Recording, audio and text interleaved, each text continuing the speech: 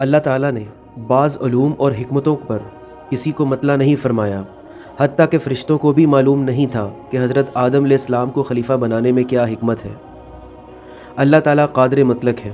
مٹی جس کو عام لوگ حقیر جانتے ہیں، اللہ تعالیٰ نے اسی مٹی سے انسان بنایا اور اس کو مختلف طرح کے علوم سے نوازا اور اس کو اتنی عزت دی کہ سارے فرشتوں نے اس کو سجدہ کیا۔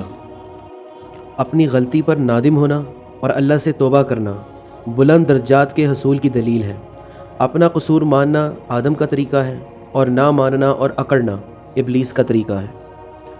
گناہ سے نعمت زائل ہو جاتی ہے اور شکر سے نعمت میں اضافہ ہوتا ہے۔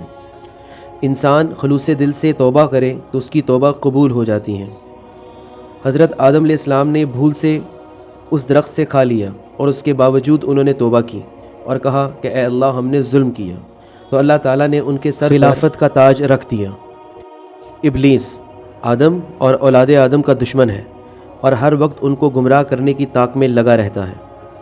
حضرت حوا کے توبہ کرنے کا الگ سے ذکر نہیں ہے، تو اس سے یہ ثابت ہوتا ہے کہ عورتوں کے جو احکام ہیں وہ مردوں کے احکام کے تابع ہوتے ہیں۔